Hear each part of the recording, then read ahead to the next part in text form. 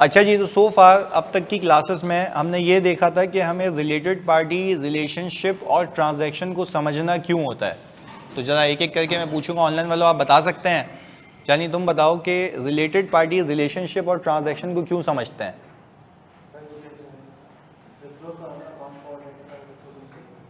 नहीं, सही तरीके से बताओ ना। एक तो तुमने सही बता दिया कि हमें ये देखना होता है कि फ्रेमवर्क रिक्वायर करता है आपका, अगर कि आपकी रिलेटेड पार्टी ट्रांजैक्शंस जो हैं अप्रोप्रिएटली अकाउंट फॉर हो गई हों, आइडेंटिफाई हो गई हों और डिस्क्लोज हो गई हों, तो उस केस में आपकी भी जिम्मेदारी बन जाती है कि आप फिर इस पर काम करें कि सारी रिलेटेड पार्टी ट्रांजैक्शन आइडेंटिफाई हो गई हों, दूसरा अकाउंट फॉर हो गई हों, तीसरा डिस्क्लोज हो गई हों। पहले आइडेंटिफाई, अकाउंट फॉर, डिस्क्लोज, और फिर आप ये कहते हो कि रिलेटेड पार्टी रिलेशनशिप और ट्रांजैक्शंस के होने से हो सकता है कि कोई फ्रॉडुलेंट फाइनेंशियल रिपोर्टिंग या मिस एप्रोप्रिएशन ऑफ एसेट हुआ हो। तो उस चीज़ को केटर करने के लिए भी आप रिलेटेड पार्टी रिलेशनशिप और ट्रांजैक्शंस को समझते हैं कि कोई ऐसी ट्रांजैक्शन तो नहीं है जो outside the normal course of business हो, जो कि सजेस्ट करे कि फ्रॉडुलेंट फाइनेंशियल रिपोर्टिंग हुई है, पर वो तब होगी जब ऑल टुगेदर फ्रॉड फैक्टर छुपे हुए होंगे। सिर्फ हमने ये सीखा था कि उससे हल्का सा आसानी हो जाती है फ्रॉड करने में। क्यों? क्योंकि रिलेटेड पार्टी पे आपका कंट्रोल या इन्फ्लुएंस होता है, तो वहाँ से ट्रांजैक्शन को थ्रू करना ज़्यादा आसान होता है बनस्बत के किसी थर्ड पार्टी के। तो ये बेसिक बात थी। फिर मैंने 2-3 तुम्हें सवालात कराए, जिसके अंदर आप लोगों ने फिर से कुछ भंड मारे सवालात में। मैंने सोल्यूशन देखा कि उसके अंदर फिर आपने कहा कि रिलेटेड पार्टी है, जबकि उसमें नहीं थी, क्योंकि ओवरलैपिंग का मतलब ये था कि जब वो यहाँ थे वो वहाँ थे, जब वो वहाँ थे वो यहाँ थे। तो ये जो कसूर है आपकी अंग्रेज़ी का है, सही है, तो जिसमें हमने कोशिश की हल्की सी कि आपको थोड़ा सा डॉज किया जाए। सही जी। कितने लोगों ने गलत किया था, अल्लाह की कसम है तुम्हें, यानी कितने लोगों ने गलत किया था, ये कहा था कि रिलेटेड पार्टी है, किया ही नहीं था। Very good. तो ये तो गेम ही अलग है, पर क्या समझ नहीं आया था। चलो जी, ओके। तो ऑनलाइन में लोग कितने बच्चे ऐसे थे जिन्होंने गलत किया? मैंने जी वो कह रही गलत किया था। अच्छा जी, बाकी यानी तकरीबन यहाँ पे बच्चे जो हैं वो कह रहे हैं हमने गलत किया था। तो अगेन देखो, वो इस वाले पैरामीटर्स पे आया नहीं है कि आप देखें सिचुएशन को असेस करें और जायजा लेके बताएं कि क्या सिचुएशन सजेस्ट कर रही है रिलेटेड पार्टी रिलेशनशिप और ट्रांजैक्शन। तो आपने जरा इस पर ख्याल रखना है। चलें, एनीवेज अब ये सवालात तो बहुत होंगे ताकि वो क्लैरिफाई हो जाए। जी, सेल्फ रिव्यू थ्रेड की बात की है इसमें कोई? मैंने नहीं, मतलब ऐसी कोई बदतमीजी की नहीं है हमने। तो आपने सेल्फ रिव्यू थ्रेड का वर्ड ही नहीं पता मुझे क्या होता है, तो पता ही क्या होता है ये, जो समझ ही नहीं आ रहा। सही है, तो इसमें आप क्या ही करेंगे, इसमें कोई था ही नहीं। उसमें रिक्वायरमेंट क्या थी, बस उस हद तक। चलें आगे। अच्छा भाई, अब आगे लेके चलते हैं। जब आपने मकसद समझ लिया, ओ भंगी इधर, अबे इधर इधर इधर प्लीज। अच्छा आप जरा फोकस इधर। मैंने ये कहा कि जब हमने ये समझ लिया कि रिलेटेड पार्टी रिलेशनशिप और ट्रांजैक्शन को समझना क्यों है, अब बनती है स्टैंडर्ड की थीम। अब आपने काम करना है कि भाई रिलेटेड पार्टी रिलेशनशिप और ट्रांजैक्शन आइडेंटिफाई हो जाएं, रिकॉर्ड भी हो जाएं ऐसे के जैसे के फ्रेमवर्क में होने चाहिए, और दूसरा डिस्क्लोज भी हो जाएं। तो ये 3 मकसद है आपके। इसको अचीव करने के लिए आपने पहले कंप्लीटनेस पे काम करना है। अच्छा, जब मैं कंप्लीटनेस पे काम करने लगा तो मैंने कहा पहले क्या काम करूं, मैं जाऊंगा मैनेजमेंट के पास और मैं बोलूंगा आप प्लीज मुझे लिस्ट ऑफ रिलेटेड पार्टी दे दें। लिस्ट ऑफ रिलेटेड पार्टी का मतलब है उनके नाम के साथ। पहली चीज ये हो गई। दूसरा, मैं उनको कहूंगा आप मुझे बताएं ये नाम तो हैं, इनसे आपके रिलेशनशिप क्या है। तीसरा, उनसे पूछूंगा कि इनसे कौन सी ट्रांजैक्शन इस साल हुई हैं और इनसे क्या रिसीवेबल पेबल है। 4 कॉलम मांगूंगा उनसे मैं। पहला, आप मुझे बताएं रिलेटेड पार्टी के नाम, उसके रिलेशनशिप्स, तीसरा ट्रांजैक्शंस, और चौथा बैलेंसेस। ट्रांजैक्शन बैलेंस में फर्क है। ट्रांजैक्शन होती है फॉर द ईयर, बैलेंस होते हैं एज एट। मैं बोलूंगा भाई मुझे प्रॉपर बताओ कि आपकी रिलेटेड पार्टीज कौन कौन सी हैं, यानी नाम। फिर दूसरा मैंने क्या बोला, रिलेशनशिप, यानी हम यहां पे लिख भी देते हैं कि हमने उसको कहा आप मुझे बताएं नेम ऑफ आरपी, रिलेशन, हाँ भाई, ट्रांजैक्शन और बैलेंसेस। अच्छा, इसको ओवरऑल हम कहते हैं list of related party and transactions. मैंने कहा यार जरा प्लीज आप जब भी जाएंगे ना किसी इदारे के ऑडिट के ऊपर, तो जब नॉर्मल इंक्वायरीज कर रहे होते हो मैनेजमेंट से, उस पर ये भी मांग लेते हो कि आप list of related party, relationship and transaction and balances मुझे प्रोवाइड कर दें। अच्छा, उसने बोला कि आपने करना क्या, तो आप उसको जवाब दोगे, क्योंकि देखो अगेन एग्जामिनर इस हद तक भी आ सकता है कि वो ना प्रैक्टिकल लाइफ को टेस्ट कर रहा होता है। वो आपको बोलेगा आप क्लाइंट के पास मांगने गए ये related party, relationship and transactions, उसने आपको रिफ्यूज कर दिया और आपसे ये पूछ रहा है कि आप क्यों मांग रहे हैं, तो आप उसको रिस्पॉन्स करें। तो आप उसको बोलेंगे as per applicable financial reporting framework it is required that all the related party relationships and transactions should be identified, account for, and as a result it is a responsibility to audit those areas। तो ये आपका response होगा। तो जैसा सवाल है वैसे आपका जवाब होना चाहिए। जब मैंने पहले सवालात किए थे उसमें मैंने क्या पूछा था आपसे कि आरपी है या, अब मैं कह रहा हूं कि वो तुमसे पूछा चाहिए क्यों, तो बताओ भाई कि भाई फ्रेमवर्क की रिक्वायरमेंट, और मुझे ये देखना होता है कि whether the existence of related party, relationship and transaction involves या suggest any fraudulent financial reporting और नॉट। यानी इसका बेसिक आइडिया बताऊं, इसका जवाब ये है, ये जो ऑब्जेक्टिव है ये पूरा इसका जवाब है। अगर प्रैक्टिकली सोचो तो उसको यही बताओगे ना भाई क्यों मांग रहे हो, भाई ये मकसद है मेरा, तो यही जवाब दोगे उसको। तो आप कहते हो ना क्रैमिंग क्या है, वो क्रैमिंग नहीं है, वो सिचुएशन की एप्लीकेशन है। हाँ, अगर अंग्रेजी तुम्हें वर्ड्स पिक करने तो यहां से कर सकते हो, उससे तुम्हें आइडिया दे रहा हूं कि अगर एग्जामिनर इस हद पे आ जाए कि वो बोले, एक बंदा बोले अनयूजुअल सवाल आ गया था, और भाई अनयूजुअल सवाल नहीं आपने पिक नहीं किया, आप पिक करें, आप सिंपल ये बोलें कि भाई मेरा मकसद ये है इसलिए मैं आपसे मांग रहा हूं, तो ये मकसद ही बताओगे ना उसको, भाई why do you need it, आप बोलोगे भाई ये मकसद है कि as per as a required है कि मैं रिलेटेड पार्टी, रिलेशनशिप और ट्रांजैक्शन को समझूं, जो कि ये ना सजेस्ट कर रहे हो कि फ्रॉड हुआ है।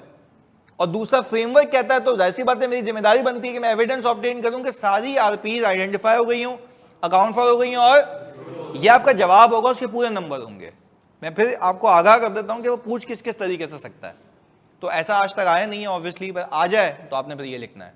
क्लैरिटी है? चलें, ये तो बात हो गई, आप इस पर मार्क भी कर लेंगे कि ऑब्जेक्टिव को हमको हल्का फुल्का मेमोराइज करना है इफ ऐसा सवाल आता है।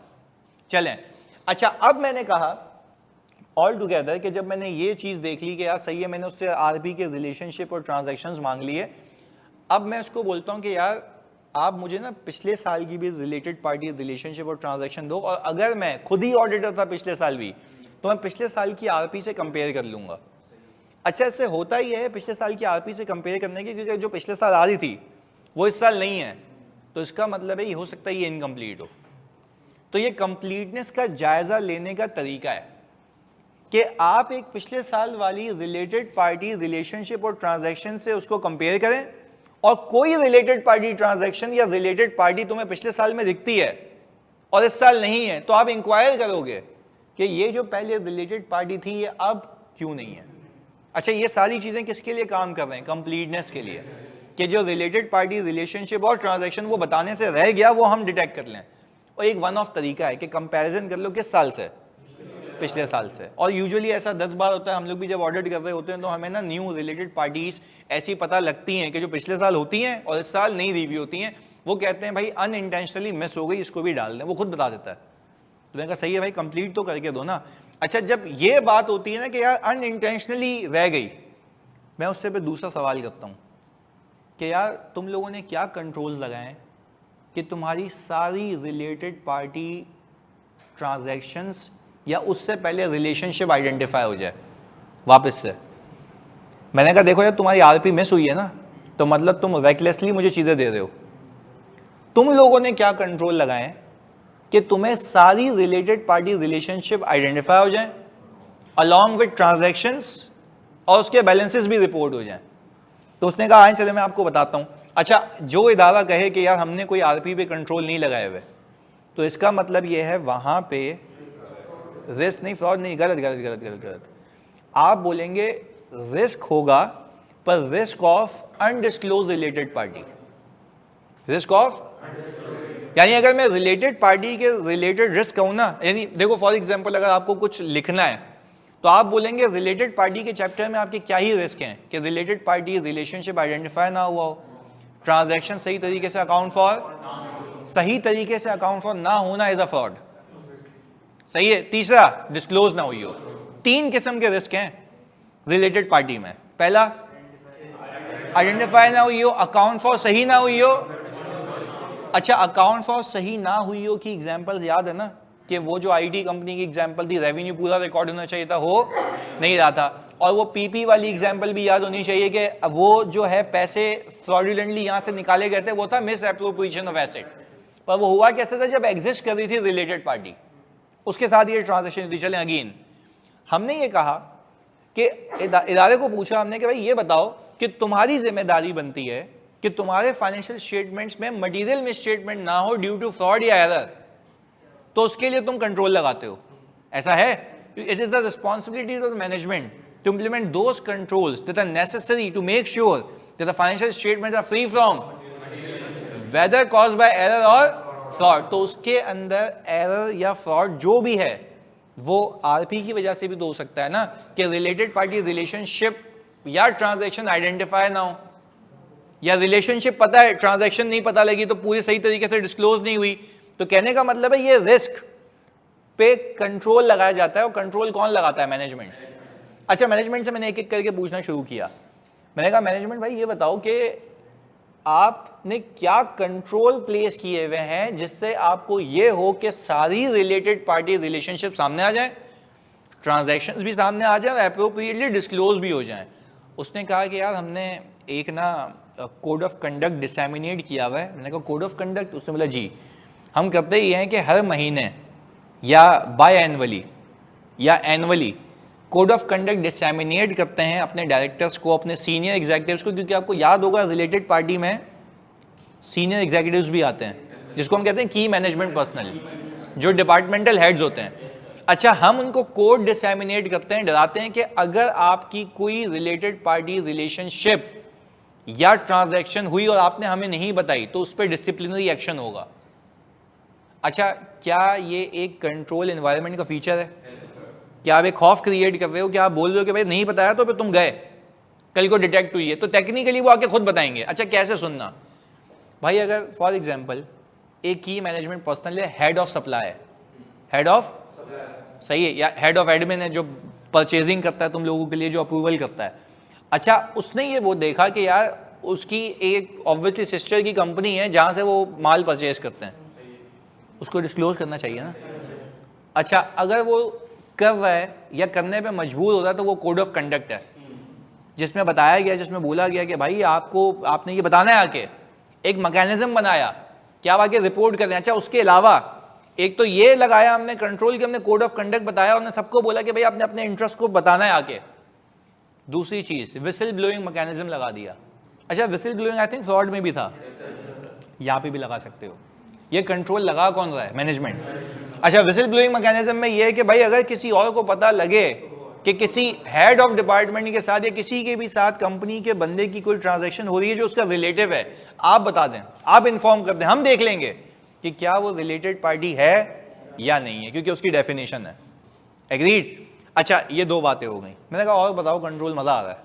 उसने कहा तीसरा कंट्रोल, उसने कहा हमने, ये तो रिलेशनशिप आइडेंटिफाई करने के तरीके हो गए ना। हमने कहा हमने ये किया हुआ है कि यूजुअली जब हम पूरा साल गुजार रहे होते हैं तो हमने एक बंदे की जिम्मेदारी लगा दी है कि वो पूरा का पूरा ध्यान रखेगा कि कौन कौन सी रिलेटेड पार्टीज हैं या नहीं। उसका काम ही यही है, उसका काम ही यही है। अच्छा, एक पर्सनल, एक बंदे की जिम्मेदारी लगा दी। मैंने कहा वो कौन होता है? टेक्निकली कंपनी के अंदर वो होता है कंपनी सेक्रेटरी। टेक्निकली कंपनी के अंदर कौन होता है? अच्छा, उसको कहा गया आप इन्वेस्टमेंट रजिस्टर के ऊपर नजर रखें। किस पे कहा गया? अब एक एक करके बात सुननी है आप लोगों ने मेरी। उसको कहा गया कि आप इन्वेस्टमेंट रजिस्टर के ऊपर नजर रखें, वहां से देखें कि किसी कंपनी में, क्योंकि आप तो कंपनी सेक्रेटरी हैं, आपको तो लॉ की ज्यादा नॉलेज होनी चाहिए। यूजुअली वो चार्टर्ड अकाउंटेंट भी होता है, लॉ भी किया हुआ होता है। तो कहने का मतलब यह है कि कंपनी सेक्रेटरी लॉ के पैरामीटर से देख रहा है कि यार अगर एक डायरेक्टर है और वो 2 जगह डायरेक्टर है तो मेरे ख्याल से वो दोनों आपस में क्या बन गई? अच्छा, क्या डायरेक्टर भी रिलेटेड पार्टी है? और जिस कंपनी में वो को डायरेक्टर है वो भी रिलेटेड पार्टी है। अच्छा अब पहले बताओ ये बात समझ आती है, किस बंदे की जिम्मेदारी लगाई? कंपनी। एक बंदे को रिस्पॉन्सिबिलिटी असाइन कर दी कि तेरी जिम्मेदारी है कि तू सारी रिलेटेड पार्टी जमा करेगा। अच्छा ये क्या लगाया कंट्रोल, इससे हो क्या रहा है? आइडेंटिफाई हो रही है कि सारी की सारी रिलेटेड पार्टी आइडेंटिफाई हो चुकी हो। तो पहले बताओ ये बेसिक बात समझ आती है, एक कंट्रोल लगा दिया गया। अच्छा दूसरी बात, एग्जामिनर का दिमाग घूमेगा, वो बोलेगा, ये वैसे यूजुअली लोग इस पे फोकस नहीं करते, मैं तुम्हें बता रहा हूं एक एग्जांपल के साथ। एग्जामिनर बोलेगा कि please suggest 4 to 5 controls that should be placed over identification of related party. बात समझ आ रही है? तो तुम याद करके जाओगे purchase cycle, sales cycle, inventory cycle और फिक्स एसेट हो गया, तो कैश एंड बैंक, तो वो बोलेगा इधर आ जाओ। तो कहने का मतलब है दिमाग खुला रखना कि पूछ क्या रहा है, ऑल टुगेदर समझ के कि भाई वो बोल रहा है कि मुझे रिलेटेड पार्टी पे कंट्रोल बताओ, मतलब रिलेटेड पार्टी के ऊपर कंट्रोल बताओ कि बीइंग एन एंटिटी आप होते तो आप क्या कंट्रोल लगाते? एग्रीड है? अच्छा आप खुद सोचो इसमें से कोई भी कंट्रोल फारेग हो तो इसका मतलब है रिस्क है फ्रॉड का, नहीं, गलत। आप बोलेंगे रिस्क ऑफ अनआइडेंटिफाइड या अनडिस्क्लोज रिलेटेड पार्टी का। क्या भाई वो खुद ही आइडेंटिफाई नहीं कर रहा तो तुम्हें क्या बताएगा? हाँ या नहीं? तो इस केस के अंदर मुझे लगता है आपका जो रिस्पॉन्स होगा वो ये होगा कि आप बहुत विजिलेंट रहेंगे। अच्छा आप विजिलेंट इसलिए रहेंगे ना क्योंकि वो खुद काम नहीं कर रहे ना इस पे। तो मेरे ख्याल से मुझे लगता है कि जो इन्वेस्टमेंट रजिस्टर वो देखने को बोल रहा था अब आप देखेंगे, आप वैसे भी देखेंगे। मजे की बात तो ये आप वैसे भी देखेंगे, पर आपकी जो विजिलेंस होगी वो ज्यादा होगी। इससे ज्यादा क्यों होंगे स्केप्टिकल आप? क्योंकि वो अपना काम नहीं कर रहा, वो अपने कंट्रोल्स इंप्लीमेंट नहीं कर रहा। अच्छा एक और चीज मैंने कहा, और बताओ यार किस बंदे को जो लगाया तुमने उसके ऊपर क्या तुमने उसको क्या इंस्ट्रक्शंस दी? उसने बोला इन्वेस्टमेंट रजिस्टर देखना है उसको। मैंने कहा अच्छा, और उसने बोला कंपनी की वेल्थ स्टेटमेंट भी देखनी है उसको। ये पहले भी डिस्कस किया था मैंने। अच्छा कंपनी की वेल्थ स्टेटमेंट देख के वो क्या करेगा? वेरी गुड, वो मैच करेगा कि कंपनी की वेल्थ स्टेटमेंट रिटर्न फाइलिंग के वक्त क्या बता रही है कि कहां कहां उसने इन्वेस्ट किया हुआ है, क्या क्या इसके असासे हैं। एग्रीड है? अच्छा फिर एक और चीज सुनना, बाज औकात वो कहता है कि आप रेगुलेटरी फाइलिंग्स भी देखें। ये बच्चों को मतलब नहीं समझ आता, मैं तुम्हें एक बेसिक जबान में समझाता हूं। रेगुलेटरी फाइलिंग्स का मतलब ये होता है कि मैं तुम्हें एग्जांपल देता हूं, जब भी एक डायरेक्टर अपॉइंट होता है ना तो डायरेक्टर डिक्लेरेशन ली जाती है। ये तुम लोगों ने अपने कैफ पे नहीं पढ़ा होगा, ये कोड ऑफ कॉर्पोरेट गवर्नेंस की कहानी है। अच्छा कोड ऑफ कॉर्पोरेट गवर्नेंस ये कहता है, जो कंपनीज पे अप्लाई होता है, कोड ऑफ कॉर्पोरेट गवर्नेंस, यानी ये कोड बनाया गया है गवर्नेंस के लिए, वो भी कॉर्पोरेट की, तो उसके नाम क्या है उसका? Code of corporate governance. सुनिएगा बड़ी इंटरेस्टिंग कहानी है। जब डायरेक्टर अपॉइंट होता है ना तो उसको कहा जाता है कि डायरेक्टर डिक्लेरेशन फाइल करो और बताओ अपने सारे एसोसिएट्स, सारे एसोसिएट मतलब family member, close family member, सब वो डिक्लेयर करता है इसमें, और वो जमा होती है किसके पास? एसईसीपी के पास। किसके पास जमा होती है? अच्छा इस भाई को ये कहा गया जिसकी जिम्मेदारी लगाई गई है ये देखने की कि आरपी है या नहीं है, तो वो सारी रेगुलेटरी फाइलिंग्स को मद्देनजर रखता है, उसमें से निकालता है रिलेटेड पार्टी। वो पता है करता क्या है? वो कहता है ये डायरेक्टर है, ये तो आरपी है, इसके क्लोज फैमिली मेंबर के सबके नाम आ रहे होते हैं, वो भी क्या होते हैं? क्या वो लिख ले? यस, ये क्या हो गई? Identification of. अच्छा फिर ये तो हो गई आइडेंटिफिकेशन और रिलेटेड पार्टी के तरीके जो कि मैनेजमेंट ने अपनाए कंट्रोल्स लगा के कुछ डॉक्यूमेंट्स के साथ। अच्छा अब मैं तुमसे पूछता हूं, ये तो हो गए डॉक्यूमेंट्स, ये हो गए, उसने वो निकाल के एक जगह तुम्हें समरी बना के दे दी। क्या ये कंट्रोल अच्छे थे? यस, डिजाइन तो अच्छे हैं। अब ऑपरेट हो रहे हैं या नहीं हो रहे वो अलग बात है।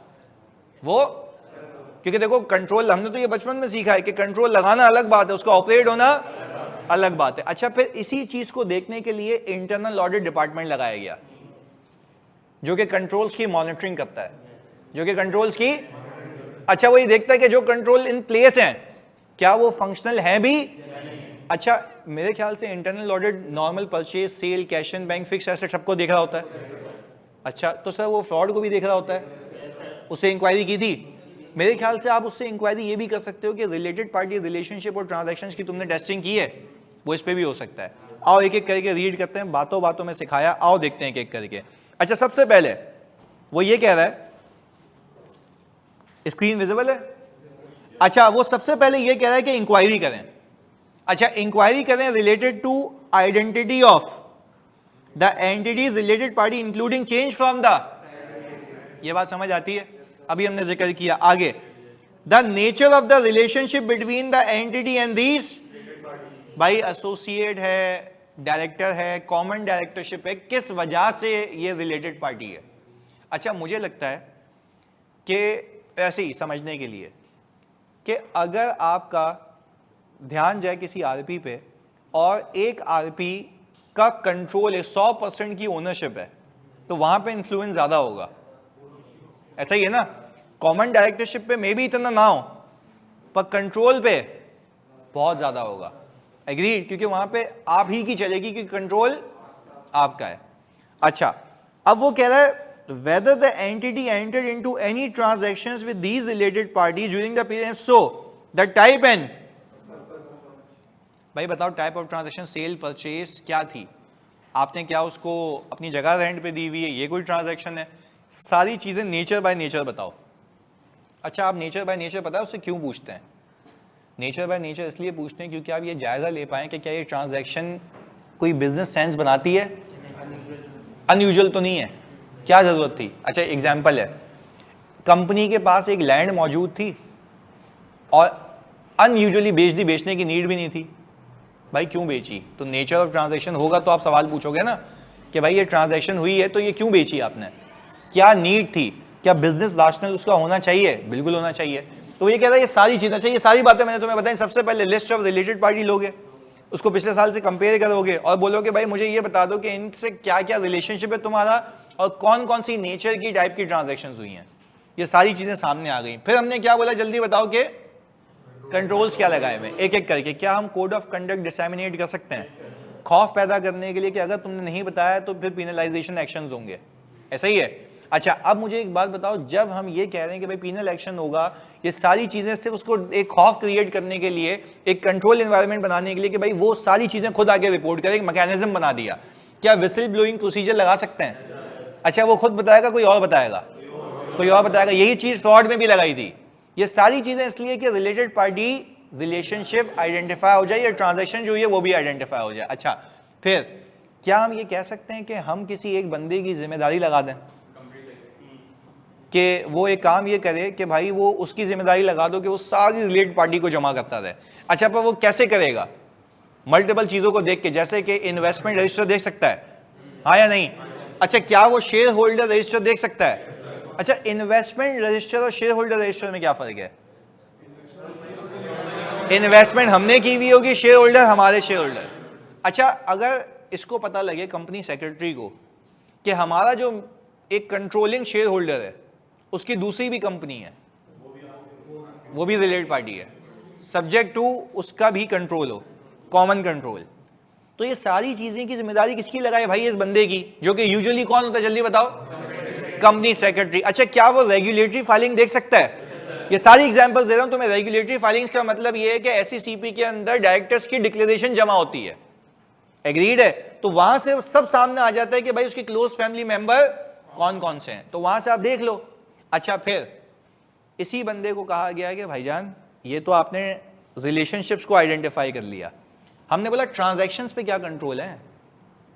ट्रांजैक्शंस पे अब एक बड़ी इंपॉर्टेंट बात है कि ट्रांजैक्शंस पे कंट्रोल। एक सवाल आया, सर अगर कोई पेरेंट कंपनी है उसकी कोई दूसरी सब्सिडरी पे तो क्या वो भी रिलेटेड पार्टी होगी? जी बेटा ये मैंने पहली क्लास में बताया था कि अगर एक कंपनी दो कंपनी को कंट्रोल कर रही है, दोनों आपस में क्या है, ये पहले बता चुका हूं, यानी मतलब रिपीट नहीं करो बार बार, इधर देखो प्लीज। अच्छा अब मैंने ये कहा आगे, अब ना ट्रांजैक्शंस की बात कर रहे हैं। अच्छा मैं यूजुअली जब पीडीसीएल पे हूं ना, तो पीडीसीएल पे मैं देखता हूं उन लोगों का बड़ा बेहतरीन कॉन्सेप्ट है, उन्होंने रिलेटेड पार्टी के लिए ना फ्लैगिंग का कॉन्सेप्ट लगाया हुआ है। कौन सा कॉन्सेप्ट? अच्छा मैंने कहा फ्लैगिंग का कॉन्सेप्ट क्या होता है, जरा यहां पे बात करते हैं। अच्छा कहा यह गया कि लेट्स से कि एक एक्सपेंस का लेजर है मेरा, कौन सा लेजर है भाई? अच्छा हमने कहा एक्सपेंस का लेजर है। अच्छा एक्सपेंस के लेजर में मल्टीपल जनरल लेजर के कोड आ रहे होते हैं, यानी मल्टीपल जनरल लेजर्स होते हैं ना, लेजर तो अलग अलग होते हैं, अलग अलग होते हैं, जैसे कि अभी समझते हैं सैलरी एक्सपेंस। अच्छा इसको कोड दिया गया है क्योंकि बुकिंग कोड के हिसाब से होती है 10021, ये किसका है? अच्छा, फिर मैंने इनके लेजर में जाके देखा सैलरी एक्सपेंस 10021, तो सैलरी की निशानी पे डैश 11, ये निशानी है जिसके साथ 11 है वो रिलेटेड पार्टी है, जिसके साथ 11 है वो। अच्छा, अब मुझे अगर रिलेटेड पार्टी, एग्जाम्पल मैंने डायरेक्टर को सैलरी दी, मैं ऊपर बुक करूं यहां बुक करूं, क्यों? आइडेंटिफाई कर रहा हूं। देखो आरपी तो पता लग गई ना डायरेक्टर है, अब उसकी बुकिंग यहां होगी, उसकी बुकिंग। अच्छा, क्या अब मैं जब फाइनेंशियल स्टेटमेंट्स बना रहा हूँ तो तुम मुझे बताओ, क्या मैं डायरेक्टर की सैलरी उठा के सीधा डिस्क्लोज कर दूंगा? क्या मुझे एक्यूरेटली यहां से मिल जाएगी? अच्छा, पर वेरीफाई भी यही करूंगा कि मैं देखूंगा। अच्छा, आपको ये तो पता है ना कि डायरेक्टर की सैलरी शेयर होल्डर डिसाइड करते हैं। कहाँ डिसाइड करते हैं? एजीएम में, मीटिंग में। अच्छा, आप सुनो, वो तो डिसाइड हो गई, वो तो वहां से सबूत मिल गया कि इतनी सैलरी है, उससे ऊपर तो हो नहीं सकती। सीधी सीधी कहाँ मिलेगी? 10021 में या 1002111 में? अलग लेजर में मिलेगी। अच्छा, फिर कहा यह गया कि जितनी भी रिलेटेड पार्टी ट्रांजैक्शंस होंगी, अच्छा ऐसे तो ये तो एक सैलरी एक्सपेंस एक बेसिक एग्जांपल दिए तुम्हें, मैंने अपनी रिलेटेड पार्टी को एक रेंट पे जगह दी हुई है, मैं लेसर हूं, सामने वाला टेनेंट है, तो अब एग्जांपल दे रहा हूं कि हमारे पास रेंट इनकम आ रही होगी और फिर एक और लेजर आ रहा है रेंट इनकम का। ये दो दो क्यों आ रहे हैं? एक होगा रिलेट, यानी प्रॉपर फ्लैगिंग हो रही है कि यार ये कोड्स है ना, ये कोड रिफ्लेक्ट कर रहे हैं किसके? रिलेटेड पार्टी के लेजर्स हैं, यानी तमाम की तमाम रिलेटेड पार्टी ट्रांजैक्शंस यहां की बुकिंग होगी। एग्रीड है? चलें, अब हमने ये कहा कि यार यहां पे अगर हम कहते हैं 12401, सही है, तो सेम हो गया। ये आइडेंटिफिकेशन है, ये फ्लैगिंग है कि हाँ भाई यार ये 12401 रेंट इनकम का जीएल है, इसके अंदर मैं रिलेटेड पार्टी ट्रांजैक्शन को फिक्स करता हूं। अच्छा, फिर कहता है ये सिर्फ काफी नहीं है, जैसे ही यहां पे कोई एंट्री पार्क करेगा ना तो एप्रोप्रिएट अप्रूवल मैकेनिज्म है। अच्छा, मेकर चेकर यूजुअली इनके लिए होता है, इसके लिए जो अप्रूवल होगा ना वो डायरेक्टर्स करेंगे। भाई मुझे बताओ, नॉर्मल अप्रूवल की सब्जेक्ट होना चाहिए या हायर लेवल? रिलेटेड पार्टी के लिए प्रॉपर मैकेनिज्म बनाया जाएगा। देखो, एक तो नॉर्मल मेकर चेकर तो है, वो तो अलग है, वो नॉर्मल ट्रांजैक्शंस के लिए, पर रिलेटेड पार्टी की सारी ट्रांजैक्शन, सारी की सारी ट्रांजैक्शन प्रैक्टिकल लाइफ में ऑडिट कमेटी कर रही होती है अप्रूव। अच्छा, उसका चेयरमैन इंडिपेंडेंट होता है, वो सही नजर रखता है, वो बोलता है before we proceed you need to come and ask कि ये अप्रूव होनी चाहिए। पहले बताओ बात समझ आ रही है? और अगर नहीं हुई तो मेरे ख्याल से फिर वो गए, क्योंकि ऑडिट कमेटी का जो चेयरमैन है वो किसको रिपोर्ट करता है? बोर्ड को, और फिर बोर्ड इनको बोलेगा भाई क्या लगाया भाई, ये अप्रूवल के साथ जाओ। यानी आरपी की ट्रांजैक्शन अप्रूवल के बगैर नहीं हो सकती, पावर है इनके पास, किसके पास? डायरेक्टर्स के पास। तो अच्छा, आप इसको जरा रीड करते हैं, आ जाओ कंट्रोल्स को, ताकि बात समझ आए। इधर हमने कहा इंटरनल एथिकल कोड्स, ये बात समझ आती है जानी? ये क्या है? आपने उनको तरीकाकार बता दिया कि ये होना चाहिए। Policies and procedure for open and timely disclosure of the interest, ये वही कि डायरेक्टर आके खुद बताएंगे, ऐसा है? एक तो आपने कोड डिसैमिनेट किया, उसमें लिख दिया, वार्निंग लिख दी कि नहीं बताया तो फिर मसला है, पेनल्टी लगेगी, सारी चीजें निकाल दिए जाओगे, सारी चीजें। अच्छा, फिर हमने कहा पॉलिसी एंड प्रोसीजर बना दिए, ये मैकेनिज्म है, ये बंदा है, इसको आके बताना कि भाई ये आरपी ट्रांजैक्शन होने लगी है। आरपी इसलिए कह रहा हूं क्योंकि मेरा रिलेटिव है। अब आप देख लें कि क्या इसको आरपी की अप्रूवल में लेके जाना है या, क्योंकि देखो हुआ क्या, जो मैंने आपको ये बताया ना, प्लीज सुनना, जो मैंने आपको ये बताया ऑल टुगेदर कि एक बंदा है जो हेड ऑफ एडमिन है, वो अपने रिलेटिव से ट्रांजैक्शन कर रहा है, तो उसको कहा गया तू आके डिस्क्लोज कर, फिर तेरी अप्रूवल नहीं चलेगी, ये तो आरपी ट्रांजैक्शन हो गई है, किसकी अप्रूवल चलेगी? ऑडिट कमेटी की। तो अब मुझे बताओ क्या ओवरराइड हो गया ना? यानी पहले इस तक अथॉरिटी थी, अब एक अथॉरिटी ऊपर चली गई, यानी ये ट्रांजैक्शन हो ही नहीं सकती जब तक अप्रूवल ना हो जाए। तो यही तो गेम थी कि फ्रॉडुलेंट फाइनेंशियल रिपोर्टिंग या फ्रॉड नहीं होना चाहिए। मिस एप्रोप्रिएशन ऑफ एसेट हो सकता था, यहां पे नहीं हो सकता था। जल्दी बताओ कैसे हो सकता था? भाई देखो, मिस एप्रोप्रिएशन ऑफ एसेट, जल्दी बताओगे तुम सब, मिस एप्रोप्रिएशन ऑफ एसेट ऐसे हो सकता था ना कि वो पैसे निकाल देता बाहर, महंगी चीज खरीद के जबकि मिलनी थी सस्ती, तो उसको कहा गया ना कोड ऑफ कंडक्ट के अंदर कि बताएगा तो अगर बाद में हमें पता लगा तो जॉब से निकाल दिए जाओगे। और फिर टाइमली कम्युनिकेशन का मैकेनिज्म बनाया कि भाई जब ऐसा कोई सीन हो तुम्हारे सामने तो आके बताओ। और किसको बताएगा? उस बंदे को ना जिसकी जिम्मेदारी लगाई है। एक मैकेनिज्म है, एक ईमेल बना दी है कि भाई ये बता दियो तू यहाँ पे कि ये ट्रांजैक्शन है, उससे पहले वो ट्रांजैक्शन अगर हुई तो फिर तुम जिम्मेदार हो। क्योंकि आरपी की ट्रांजैक्शन क्या होती है? अप्रूव होती है, सेपरेटली अप्रूव होती है। एग्रीड? अच्छा, फिर हमने एक बंदे की जिम्मेदारी लगा दी, देखो ये लिखा हुआ, the assignment of responsibility within the entity for identifying, recording, summarising and, बात समझ आती है? आगे, clear guidelines for the approval of, इसका क्या मतलब है क्लियर गाइडलाइंस फॉर अप्रूवल? कि ये प्रोसीजर अलग होगा, ये अलग से अप्रूवल होगा, ये नॉर्मल अप्रूवल के तहत नहीं जाएगी, इसके प्रॉपर अप्रूवल्स होंगे। अच्छा, periodic reviews by the internal audit function, ये बात समझ आती है? अच्छा, और फिर क्या लिखा हुआ है? तो ये थे controls over related party. And I hope आपको ये सारे अंग्रेजी के मतलब समझ आ रहे हैं। पहले बताओ प्रैक्टिकली कनेक्ट होते हो कि किस तरीके से हमें आरपी के ऊपर कंट्रोल लगाने ताकि वो रिलेशनशिप आइडेंटिफाई हो जाए। अच्छा, वो कह रहे हैं does all related party transaction require approval? Yes, क्योंकि क्या वो नॉर्मल है या रिलेटेड पार्टी है? तो उसके लिए तो पूरा बता रहे हैं ना, अप्रूवल मैकेनिज्म गाइडलाइन बनाओ कि इसके तहत अप्रूव होकर जाएगी। अब ऐसा भी नहीं कि एक ट्रांजैक्शन ही लेके पहुंच गए, पूरा थद्दा लेके जाते हो, बोलते हो भाई ये ट्रांजैक्शन करने जा रहे हैं, बताओ कर सकते हैं या नहीं कर सकते। तो वो चीज़ें पूछेंगे आपसे, अप्रूव होगा, आगे कहानी चलेगी। ये क्यों अप्रूवल क्यों लगाया गया है बताओ? अब देखो ऊपर लिखा हुआ भी है, मैं तुम्हें और अच्छे से बताता हूँ। Features of the control environment relevant to mitigating the risk of associated with, वो बोल रहा है कि भाई ये कंट्रोल इसलिए लगाए जा रहे हैं कि रिस्क ऑफ मटेरियल मिसस्टेटमेंट ना हो। अच्छा, वो risk of material misstatement due to fraud भी हो सकता है और ड्यू टू एरर भी हो सकता है। एरर इसलिए क्योंकि भाई फ्रॉड का तो कोई नीयत नहीं थी पर मिली नहीं ट्रांजैक्शन, और भाई नहीं मिली ये भी तो मिसस्टेटमेंट है ना, डिस्क्लोज होनी चाहिए थी जबकि नहीं हुई। तो फिर उसके लिए फिर आप फोकस करोगे कि भाई आप क्या काम करोगे इसके ऊपर, तो पहले तो कंट्रोल्स तो देख लो ना। अच्छा, बात से बात निकालते हैं सर, सारी related party transaction materially consider होंगी? भाई डिड आई से कि मटेरियल कंसिडर होंगी या मैंने कहा अप्रूवल होगी? देखो, each and every related party transaction has to be approved, that's it. क्योंकि वो कह रहा है, क्या कह रहा है, पहले आप थीम को नहीं समझ रहे। वो कह रहा है कि इसके अंदर रिस्क इस तरीके से है कि भाई अगर आपने इमटेरियल कह के निकाल दिया तो हर कोई कहेगा मेरे हिसाब से इमटेरियल थी।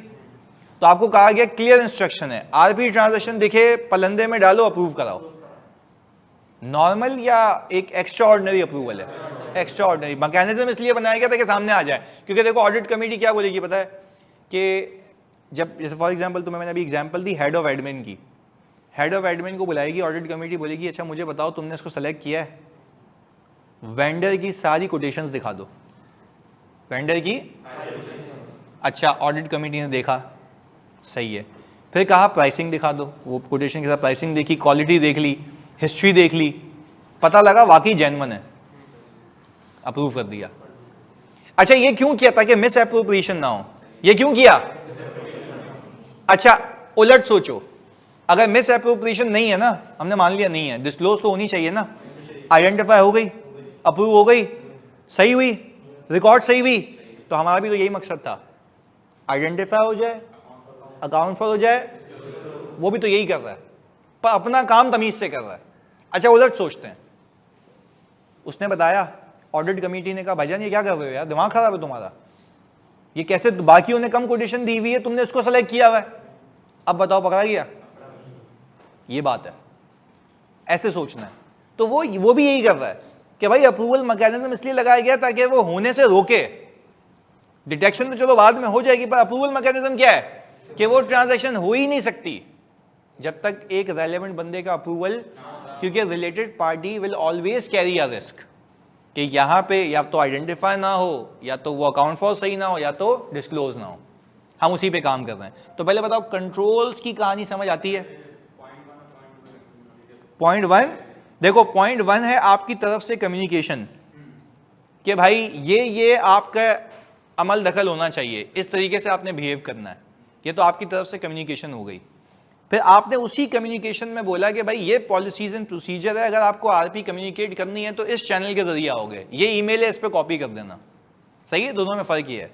मैकेनिज्म बनाया, पहले ऊपर से कम्युनिकेशन की, फिर क्या बना दिया, मैकेनिज्म बना दिया। चलें, कंट्रोल नंबर 4 में कैसी गाइडलाइंस है सर? तो अभी ये इतनी देर से क्या कर रहा था, वो बोला कंट्रोल नंबर 4 में कौन सी गाइडलाइंस है अप्रूवल की? भाई गाइडलाइंस ये है ना कि अगर कोई रिलेटेड पार्टी होगी तो पहले जमा होगी और ऑडिट कमेटी के पास जाएगी, ऑडिट कमेटी सबको क्या करेगा, अप्रूव करेगा। ये गाइडलाइन है भाई। मतलब जिंदगी इस पर निकाल दी, तुम वापस यही पूछ रहे हो।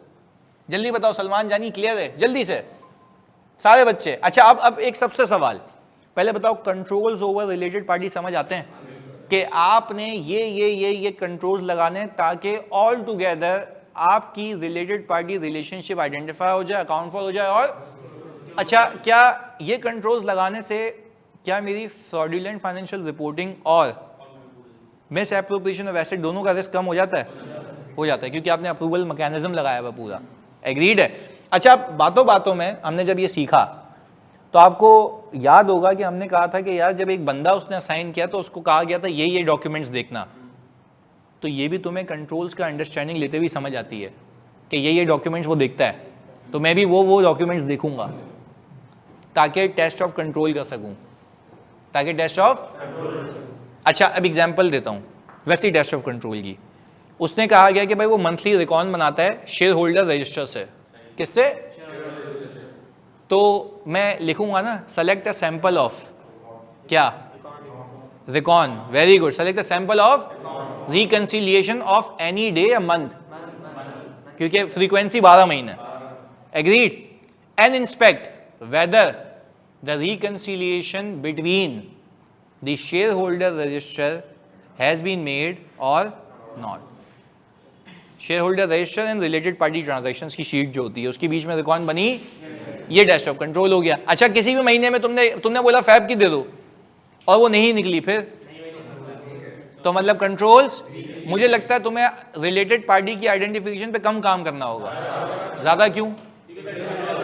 Very good. तो स्ट्रेटजी देखो यूं जाती है कि आपको यहां पता लग रहा है कि आरपी में ये लोग भाई फारिग लोग हैं। अब जैसे पीडीसीएल है ना, वहां पे ये बड़े स्ट्रॉन्ग कंट्रोल्स हैं, तो मैंने काम नहीं किया होगा पर रिस्क मेरा कम था। अच्छा, मैंने उससे पूछा कौन कौन से डॉक्यूमेंट्स देखते हो, उसने बोला शेयर होल्डर रजिस्टर। मैंने कहा सही है। मैंने उसने बोला इन्वेस्टमेंट रजिस्टर, रेगुलेटरी फाइलिंग्स, ये सारी चीज़ें मैं भी देख सकता हूँ। अच्छा, फिर इसमें 2-3 चीज़ें और ताकि हम अपने काम पे भी तो आए ना कि मुझे और मजीद क्या करना है। यानी अगर एग्जामिनर पूछे कि आप कौन कौन से डॉक्यूमेंट्स इंस्पेक्ट कर सकते हैं, आप मतलब बीइंग एन ऑडिटर, आप कौन कौन से डॉक्यूमेंट्स इंस्पेक्ट कर सकते हैं in order to identify the related party relationship and company की वेल्थ स्टेटमेंट देख सकते हो। चलें, पहला हो गया, ये इसमें लिखा हुआ भी है बुक में। सही है, हमने कहा कंपनी की वेल्थ स्टेटमेंट आप देख सकते हैं, इनकम टैक्स रिटर्न देख सकते हैं। अच्छा, investment register, share holder register, regulatory filings. अभी पूरी एग्जांपल दी कि भाई जो डायरेक्टर्स की डिक्लेरेशन फाइल होती है वो रेगुलेटरी फाइलिंग है ना। अच्छा, एक बैंक है जिसमें बैंक को कहा जाता है कि आप हर महीने डायरेक्टर्स की अपडेट दोगे, तो वो भी रेगुलेटरी फाइलिंग हो गई। देख लो वहां से, कोई मसले वाली बात नहीं है। ये सारे पेन से किस चीज के लिए यूज हो रहे हैं कि रिलेटेड पार्टी रिलेशनशिप आइडेंटिफाई हो जाए और फिर ट्रांजैक्शन से जब आप ऑडिट कर रहे हो सामने आ ही जाएगी। एग्रीड है? अच्छा, एक और चीज, बात से बात निकालते हैं। जब आपको रिलेटेड पार्टी रिलेशनशिप पता लग गया तो जाहिर सी बात है मैं उससे पूछूंगा कि भाई ये तुमने रिलेशनशिप तो आइडेंटिफाई कर लिया, जीएल में कैसे मार्क करते हो कि आइडेंटिफाई हो जाए? तो बोलेगा स्पेसिफिक कोड्स होते हैं। तो मैंने कोड पिक कर लिया, क्या वो सारी की सारी ट्रांजैक्शन सामने आ जाएंगी? और फिर मैं ये भी अवेयर रहूँगा ऐसा तो नहीं गलती से किसी और कोड में पार्क कर लियो, तो वो तो मैं नाम से देख के पहचान लूंगा ना कि भाई ये रिलेटेड पार्टी है, तो वही तो उसमें तो काम कर रहे हो कि सारी की सारी सामने आ जाएं। चलें, एक स्टेप आगे चलते हैं। वो कहता ही है कि आप लाइफ इंश्योरेंस पॉलिसीज देखो। कौन सी पॉलिसीज? इसकी भी एग्जांपल देता हूँ। अच्छा, फॉर एग्जांपल जैसे ईवाई के अंदर मेरी लाइफ इंश्योरेंस पॉलिसी हुई हुई है, किसी मैनेजर की हुई होगी, नीचे लोगों की नहीं होती। सही है। कहा यह जाता है कि एक इदारा अपने की एम्प्लॉय को फैसिलिटेट करता है ताकि वो रिटेन रहे। की एम्प्लॉय को, मेरी अल्फाज पे फोकस करना है कि उसको, यानी की मैनेजमेंट का बंदा होगा तो ही उसके लिए लाइफ इंश्योरेंस करवा रहा है ना। अच्छा, लाइफ इंश्योरेंस का मतलब है उसके इंतकाल के बाद घर वालों को पैसे। सही है, जो कि हमें नहीं चाहिए, जो कि हमें नहीं चाहिए। अच्छा, आगे सुनो, हम ये कह रहे हैं, तो मैंने वैसे ही एग्जाम्पल दे रहा हूँ तो मैं किसी क्लाइंट पे गया तो मैंने देखा कि यार 2-3 लोगों की ना लाइफ इंश्योरेंस हुई हुई है, और मैंने वो कैसे पकड़ा, सुनना, इंश्योरेंस एक्सपेंस आ रहा था। मैंने पूछा, अच्छा मैं एनालाइज कर रहा था, एनालिटिकल प्रोसीजर भी तो एक चीज़ है ना, शुरू में सीखी थी। अच्छा उसमें कह रहा था एबनॉर्मल वेरिएशन, क्या थी?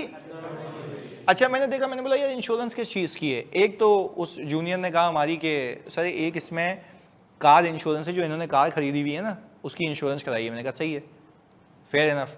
फिर मैंने कहा प्रॉपर्टी इंश्योरेंस है। मैंने कहा ये तो 2 हो गए ना, बाकी क्या है? उसमें सर बाकी लाइफ इंश्योरेंस का एक्सपेंस। मैंने लाइफ इंश्योरेंस किसका लाइफ इंश्योरेंस? उसमें सर ये 2-3 लोगों का लाइफ इंश्योरेंस करवाया कंपनी ने। मैंने कहा देखो रिलेटेड पार्टी की लिस्ट में आ रहे हैं ये लोग? उसने बोला नहीं सर ये रिलेटेड पार्टी में क्यों आएंगे? मैंने कहा भाई देखो अगर की बंदा नहीं है तो लाइफ इंश्योरेंस क्यों करा रहा है? मतलब इतने अच्छे हो गए तो सबकी कराओ। नहीं भाई अगर इतने दयालु हो तो सबकी कराओ। ये क्या बात हो रही है कि 2 लोगों की कराई हुई है? अच्छा बाद में जब पता लगा कि वो डायरेक्टर के रिलेटिव थे जो कंपनी में काम कर रहे थे, वो डायरेक्टर के मतलब क्लोज फैमिली मेंबर्स थे जो कंपनी में, अच्छा वो रेगुलेटरी फाइलिंग में भी सामने नहीं आया, यहां आ गए। अब मुझे बताओ क्या ये भी एक अलार्मिंग बात थी? जो एक नॉर्मली है यार, वो कह रहा है, अब देखो यहां पे लिखा हुआ भी है, यहां पे लिखा हुआ भी है, देखो ये रहा, life insurance policies acquired by the, वो कह रहा है लाइफ इंश्योरेंस पॉलिसीज को इंस्पेक्ट कर लो। यहां से भी तुम्हें पता लग जाएगा कि हो सकता है, देखो मैं ये नहीं कह रहा कि लाजमी होगी रिलेटेड पार्टी, मैं क्या कह रहा हूं, हो सकता है कि रिलेटेड पार्टी उसके अंदर मौजूद हो। एग्रीड है? अच्छा चलें, एक तो ये बात हो गई। अच्छा फिर वो कहता है कि आपको बाज़ औक़ात ना आपके जो लॉयर्स होते हैं, जो आपके स्पेशलिस्ट होते हैं, वो आपको इनवॉइस कर रहे होते हैं। अच्छा इनवॉइस के ऊपर वो पूरा लिखता है कि मैंने ये सर्विसेज दी हैं आपको। अच्छा अब मैं एक क्लाइंट पे वापस वैसे ही रिव्यू कर रहा था तो मैंने देखा कि यार 2-3 ऐसे लॉयर्स थे उस कंपनी के जो कि उसके पैनल पे नहीं थे। यानी मैं आपको इसको बेसिक एग्जांपल और आसान करके समझाता हूँ। कंपनी जब भी फॉर्म होती है ना तो उसका एक लीगल एडवाइज़र अपॉइंट करती है अपने साथ, जो उसके सारे केसेस देखता है, जो उसके, मैं जब क्लाइंट का ऑडिट करने गया तो मैंने बोला भाई सबसे पहले ये पूछा मैंने आपका लीगल एडवाइज़र कौन है? आप किसी लिस्टेड कंपनी में जाएंगे ना, उसकी एनुअल रिपोर्ट खोलें, आपको लीगल एडवाइजर्स की लिस्ट मिलेगी। पीडीसीएल का खोल के देख लेना, क्या होगी लीगल एडवाइजर की, वो उसके पैनल पे होते हैं। यानी कोई भी मामलात होंगे तो ये लोग हैंडल करेंगे। अच्छा मुझे एक बेसिक आइडिया था कि यार ये जो ऑल टुगेदर हमारे पास लॉयर्स हैं वो ये केसेस हैंडल करते हैं। अच्छा मैंने एक लेजर में देखा कि एक मिस्टर एबीसी थे, दूसरे बंदे जिनका एक्सपेंस बुक हुआ था। अच्छा मैंने कहा यार इससे कौन सी सर्विस ले ली? टैक्सेशन के लिए पीडब्ल्यूसी है, सेल्स टैक्स के लिए केपीएमजी है, कोई लीगल केसेस हैं तो उसमें हैदर मोटी वाला जो भी उनका नाम है, सही है, वही वो बड़े लॉयर हैं।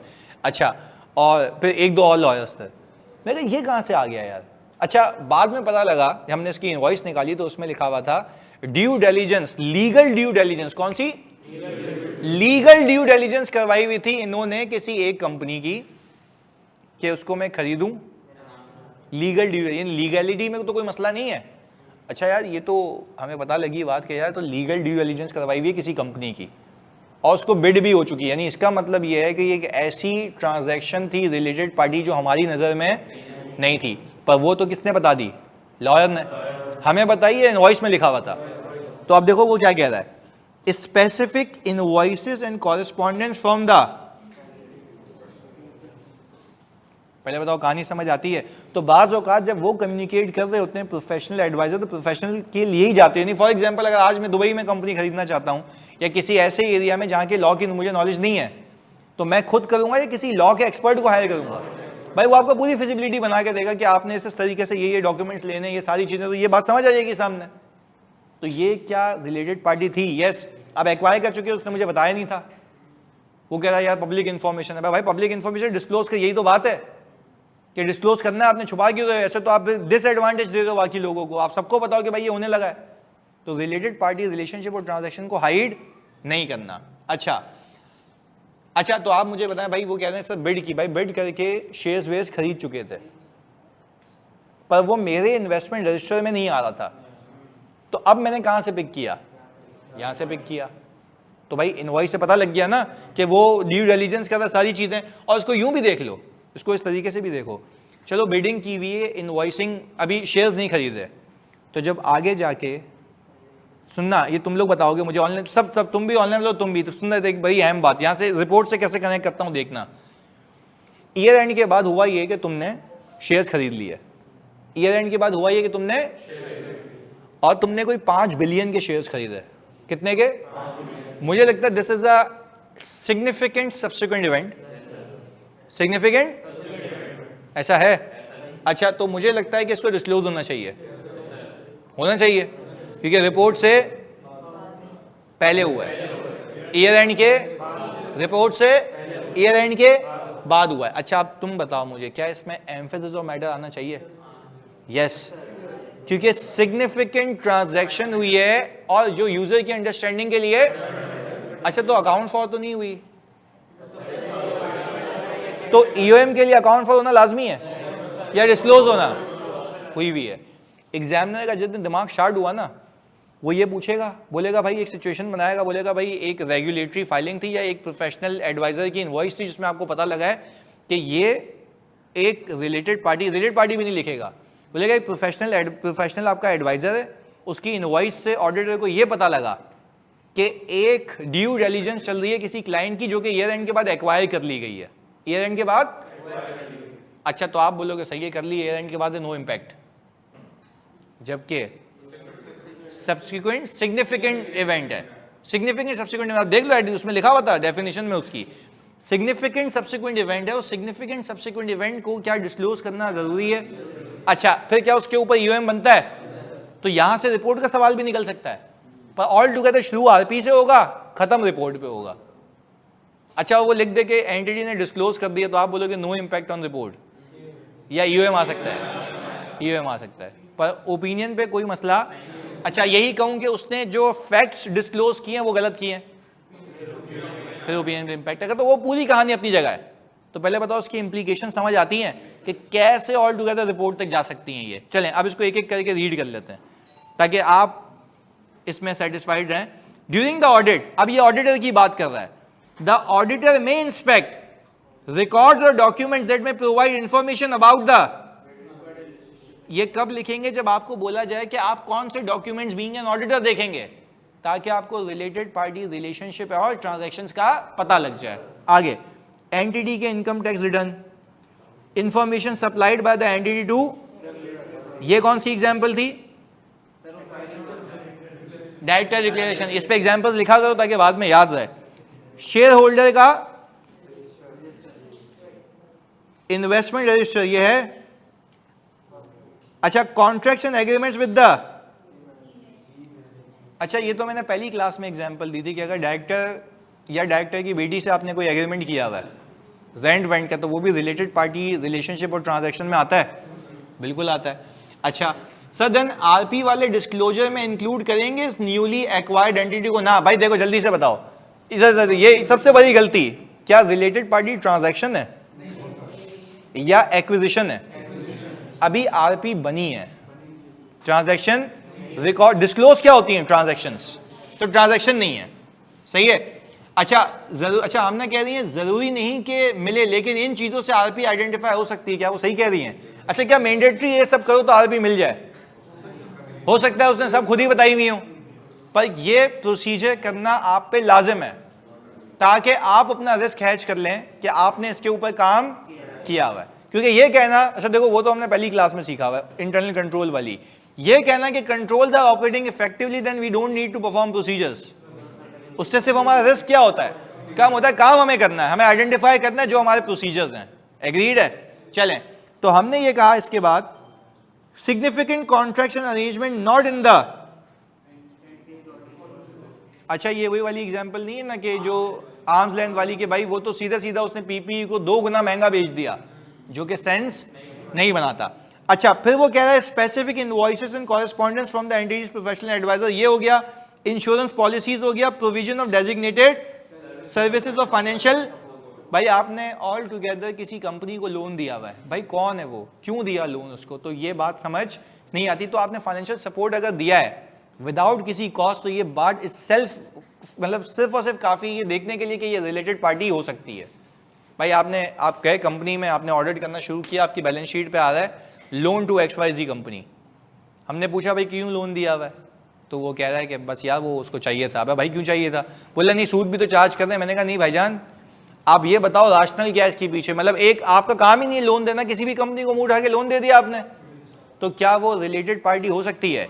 पता है मुझे यहाँ पे क्यों पंचायत है कि ये अकाउंट फॉर सही होनी चाहिए और डिस्क्लोज सही होनी चाहिए, एग्रीड है। और मुझे तो ये भी देखना चाहिए कि क्या इसकी प्रॉपर अप्रूवल हुई थी या नहीं हुई थी। अगर प्रॉपर अप्रूवल नहीं हुई थी तो सॉरी टू से आपने ऐसी कंपनी को लोन दिया जो कि पैसे वापस ही नहीं करेगी, ऐसा है। तो आपने यही सारी चीजें अपने शेयर होल्डर तक पहुंचानी होती है, तभी आप कहते हैं प्रॉपरली डिस्क्लोज कराओ। पहले बताओ बात समझ आती है? ऑनलाइन लोग प्लीज कंफर्मेशन दे दो यहां तक बात समझ आती है। अभी तक हमने सिर्फ और सिर्फ किस पे काम किया है? आइडेंटिफिकेशन ऑफ रिलेटेड पार्टी पे। और मैंने जितनी कहानियां सुनाई है अगले 10 मिनट बड़े अहम है और बड़े सिंप्लीफाइड है, ठीक है। मेन चीज ये थी। आगे मैंने ये कहा कि अगर मुझे कोई ट्रांजैक्शन मिलती है outside the normal course of business. अच्छा देखो, सबसे पहले मैंने आपको ऑब्जेक्टिव 2 क्लास पहले बताया था कि आप सबसे पहले देखेंगे रिलेटेड पार्टी रिलेशनशिप और ट्रांजैक्शन आइडेंटिफाई हो जाए और आप स्केप्टिकल रहे। और स्केप्टिकल रहते हुए आपने ऑडिट करते थे सेल्स का। सुनना किसका? सेल्स का। आपने सेल्स में देखा कि आपने अनयूजुअल डिस्काउंट दिए हुए किसी एक पार्टी को, और मैंने रिलेटेड पार्टी की लिस्ट घुमाई, उसमें वो मुझे बंदा नहीं मिला। तो अब मैं आपसे पूछता हूं, क्या ये इस बात की अलामत है कि आरपी हो सकती है? अच्छा, आरपी क्यों हो सकती है, कैसे कह रहे हो? अनयूजुअल ट्रांजैक्शन आउटसाइड द, भाई नॉर्मली जितना डिस्काउंट देते उतना तो अनयूजुअल क्यों दिया? इस पे स्टैंडर्ड ये कहता है there is a risk of existence of related party. There is a risk of existence of related party. आपको पंचायत ये है कि हो सकता है ट्रांजैक्शन गलत रिकॉर्ड हुई हो। अच्छा, ऐसा भी हो सकता है कि आपने परफॉर्मेंस ऑब्लिगेशन सेटल ना की हो, रेवेन्यू बुक करके बैठे हुए हो।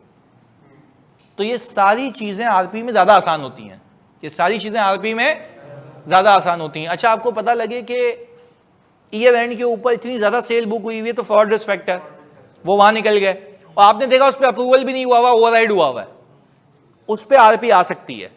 सब्जेक्ट टू कि आपकी आरपी की रिलेशनशिप आइडेंटिफाई हो चुका हो। आपको पता है फायदा क्या होता है आरपी में? आप देखते हो अगर यहां सेल में हुआ है तो बाकी जगहों पे भी होगा, अगर सेल में हुआ है तो बाकी जगहों पे भी होगा। आगे सुनना, मैंने देखा अनयूजुअल डिस्काउंट है तो यहां पे एग्जिस्टेंस ऑफ रिलेटेड पार्टी का रिस्क आता है। चलें, पहली चीज हो गई। दूसरी चीज वो कहता है कि आप एक काम करें, आप मैनेजमेंट से इंक्वायर करें, उससे समझें कि इस ट्रांजैक्शन का बिजनेस रैशनल क्या है, बिजनेस रैशनल। अच्छा, 2 तरीके के जवाब होंगे, या तो वो सेंस बना रहे होंगे या तो सेंस। मेरी पहली एग्जांपल में मैं तुम्हें बताता हूं। मैंने कहा कि भाई आपने इतना क्यों उसको एक्सेप्शनल डिस्काउंट दिया? सामने से उसने जवाब क्या दिया? सुनना भाई, ऑनलाइन में बड़ी इंटरेस्टिंग चीज है। सामने से उसने जवाब दिया कि भाई क्योंकि देखो हमने उसको एक्सेप्शनल डिस्काउंट इसलिए दिया क्योंकि मैं हूं इकोनॉमीज ऑफ स्केल पे।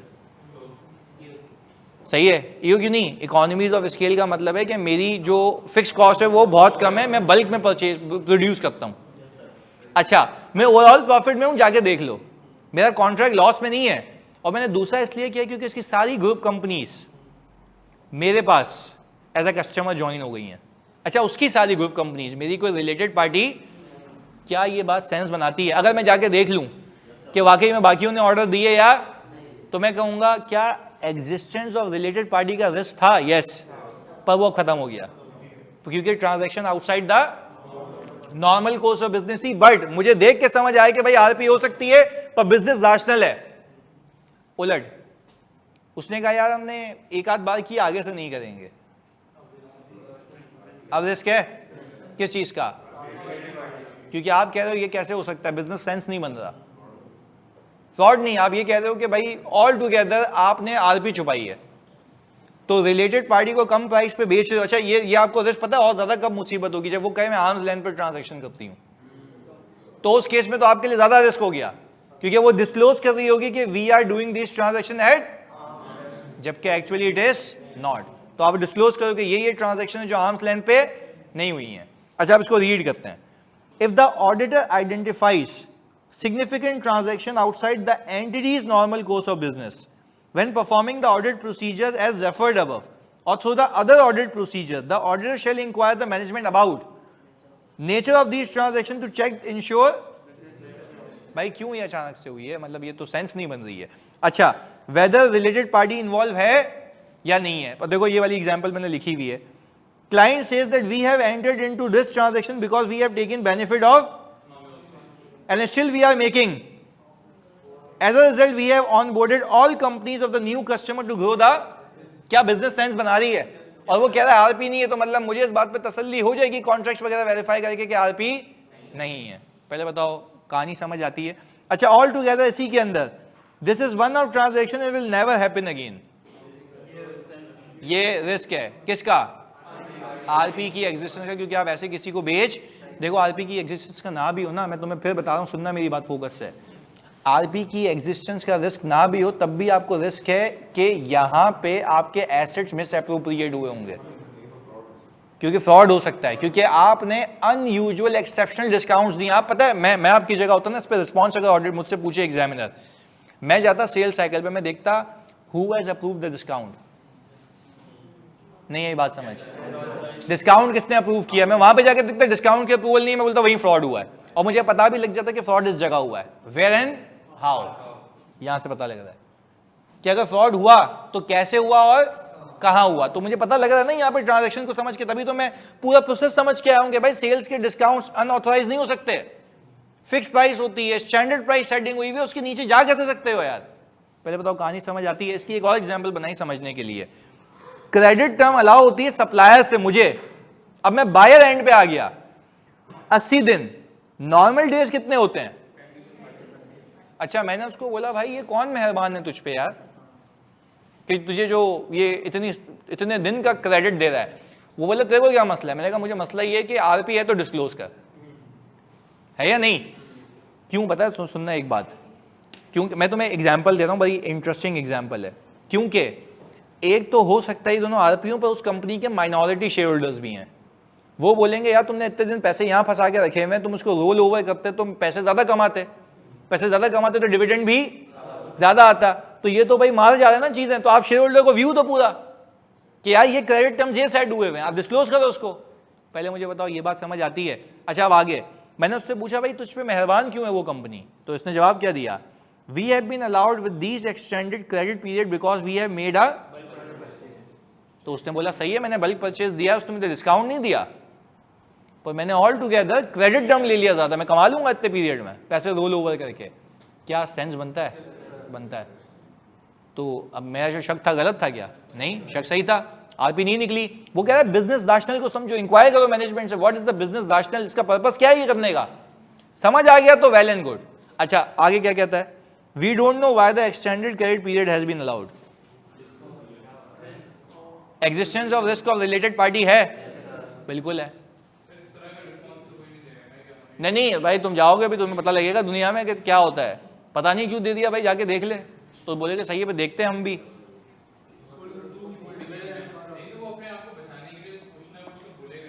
नहीं ना, तो देखो तो वही बात है ना, अब दो रिस्पॉन्सेज है ना, इसके अलावा क्या बोल सकता है? देखो ऊपर भी टोपी, वो ऊपर भी तो झूठ बोल सकता है कि बल्क परचेज है, पर तुम क्या उसकी बल्क परचेज की बात मानोगे? वाकई देखोगे? पता है ये कैसे, अब ये कैसे देखता हूं मैं, सुनना. ऐसा होता है, बच्चे को बोला कि भाई ये तो सारी रियल लाइफ एग्जांपल डालता हूं ना मैं यहाँ पे कि ये जवाब आते हैं, तो मैंने लिख दिए क्योंकि तुम्हें बुक में तो नहीं मिलेंगे ये. आगे सुनो. अब हुआ क्या, बच्चा गया उसके पास जूनियर, उसको पूछा गया कि भाई बताओ ये तो आपको क्यों इतना क्रेडिट पीरियड मिला, ये आरपी तो नहीं है. बच्चे ने सीधा पूछा, यही लिखा हुआ है ना अंग्रेजी में, इसी को फॉलो किया उसने. इंक्वायर किया, बिजनेस रैशनल पूछा और बोला आरपी तो नहीं है, ये बता दें. बोलेगा आपको क्या मसला है? बोलेंगे भाई वही वाला ऑब्जेक्टिव, क्या मैं डिस्क्लोज कराना है, अकाउंट फॉर सही हुआ है या नहीं हुआ, यह हमें देखना है, सारी चीजें. ऐसा तो नहीं है आप उसको फैसिलिटेट कर रहे हो सेल्स बुक करने के लिए जबकि जेन्युइन परचेज ही ना हो. ये भी है ना कि भाई आपने क्या किया, परचेज की, परचेज रिटर्न कर दी, ये हो सकता है? नहीं हो सकता. उसकी सेल बुक हो गई, उसके प्रॉफिट अच्छे हो गए, उसको लोन चाहिए था, तो ये आप मैनिपुलेशन कर रहे हो ना. तो आप सेंस बनाओगे भाई रैशनल क्या है इसके पीछे, तो ये बात समझ आ रही है. चलो आगे सुनो. अब हुआ क्या, बच्चा उसके पास गया, उसको वो जवाब में क्या कहता है? वो कहता है कि यार भाई बल्क परचेज डिस्काउंट मिला है हमें. बल्क परचेज डिस्काउंट नहीं, वो क्रेडिट पीरियड, डिस्काउंट तो नहीं मिला हमें, क्रेडिट पीरियड ज्यादा मिला. वो आ गया, ऑडिट खत्म होने वाला था, मैंने उससे पूछा कि भाई वो क्या हुआ था, उससे पूछा था उस दिन मैंने कि क्यों इतना एक्सेप्शनल क्रेडिट पीरियड मिला हुआ है. तो बच्चा कहता सर वो कहता बल्क परचेज डिस्काउंट. मैंने कहा तुमने बात मान ली उसकी? तो बोला हाँ सर वो कह रहा तो होगा. मैंने कहा भाईजान इसको वेरीफाई करना होता है. मैंने कहा आओ बैठते हैं. मैंने क्या किया, मैंने पूरा एक एक्सेल का मॉडल खोला, परचेजेस आ रही होती है वेंडर वाइज. किस वाइज? अच्छा, मैंने वेंडर वाइज परचेजेस के पाइवट टेबल लगाया, सारी परचेजेस आ गई. इससे सबसे कम थी, बाकी सबसे ज्यादा थी। तो बल्क परचेज क्या हो गया? ये पता नहीं कौन सी डेफिनेशन थी बल्क की। तो अब हमने इसको कहा भाई ये क्या लगाया हुआ है, तो वो आखिर में वो चिल्लम चिल्ली इस वक्त लेके आ रहे हो तुम ये वो। तो मैंने कहा भाई तो तुमने बताना चाहिए, इस वक्त क्या लेके आ रहे हो, तुमने बच्चे को बेवकूफ बनाया। तो बोला बन भी तो गया वो, चेक ही नहीं किया उसने। मैंने बोला क्यों, क्या किया तुमने, क्यों नहीं बताया उसको सही? बोला अबे यार भाई इतनी सारी ट्रांजैक्शन हुई है उसके साथ। मैंने कहा क्या हुई है, इतनी सारी ट्रांजैक्शन हुई है? बोला हाँ भाई ये तो परचेजेस है, बाकी एक्सपेंसेस वगैरह में भी हुई है। मैंने कहा दादा एक एक करके अभी सब निकालते हैं। तो अब पहले बताओ ये कहानी समझ आती है? तो उसने खुद बता दिया। अब देखो मैंने उसी के रिस्पॉन्स को चैलेंज भी किया। देखो वो जो कहेगा ना पे उसको वैलिडेट भी करना होगा। तो हवाओं में वो कुछ भी कहेगा तो उसको मानना नहीं, आपने जाके चेक करना है। मतलब ऐसा एग्जामिनर सवाल पूछ सकता है कि आपको रिस्पॉन्स आया है, अब बताओ इस पर आगे प्रोसीजर क्या करोगे। आप बेसिक याद करके गए हुए होगे, ये इसके आगे की कहानी है। तो आप क्या बोलोगे, मैं सप्लायर का लेजर निकालूंगा और ईच एंड एवरी सप्लायर की ड्यूरिंग द ईयर की परचेज को वेरीफाई करूंगा, आपस में कंपेयर करूंगा और चेक करूंगा वेदर बल्क परचेज है या नहीं है। तो ये आपका रिस्पॉन्स होगा। यही तो मैं प्रोसीजर्स में सिखाऊंगा और उसमें तो मैं सबको वेलकम करूंगा। जो तुम्हारे दिमाग में आता है वो बताओ कि क्या इसमें ये कर सकते हैं, इसमें ये कर सकते हैं, इसमें ये कर सकते हैं, वहां पे हम करेंगे। वो लिखना सिखाऊंगा बेसिकली ज्यादा। पहले बताओ यहां से वो कनेक्ट होता है इस तरीके से। अच्छा अब ये बात तो समझ आ गई कि ऑल टुगेदर हमने उसके रिस्पॉन्सेस को एवेल्युएट करना है जस्ट टू जज कि क्या रिलेटेड पार्टी एग्जिस्ट करती है या नहीं करती है। जो हमने भी आइडेंटिफाई कर ली थी, ये भी रियल लाइफ एग्जांपल है। हमने आइडेंटिफाई किया, हमने सारी की सारी डिस्क्लोज कराई। अच्छा मैंने उसको कहा कि यार ये मतलब फिर मेरा शक तो था कि यार फ्रॉड तो नहीं है यहाँ पे। उसने बोला भाई यार मतलब नहीं है, ये बस एक सुस्ती थी कि नहीं किया। अब कौन इतनी आइडेंटिफाई करता है, ये सारी चीजें न्यू आइडेंटिफाइड थी, हमने जीएल में मैप नहीं किया हुआ था इसको। तो मैंने कहा अच्छा ये रिस्क अलग है कि हर जीएल में जाके देखो। तो हमने हर एक जीएल पे फिल्टर लगा के उसकी ट्रांजेक्शंस को अलग किया था। अब इसी से बात निकालते हैं। ऑनलाइन वालों पहले बताओ तुम सब यहाँ तक साथ हो, हाँ या नहीं? क्लैरिटी है? ऑनलाइन वालों प्लीज कंफर्मेशन। तो यहाँ तक क्लैरिटी है? जल्दी से सारे बच्चे जल्दी से।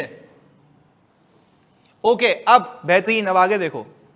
अब हमने कहा, मैंने कहानी जो बनाई है वो यहीं से निकली, ड्राइव हुई, और मैंने ये कहा कि अब मुझे जो मैंने तुम्हें कहानी सुनाई उससे मुझे मिल गई undisclosed.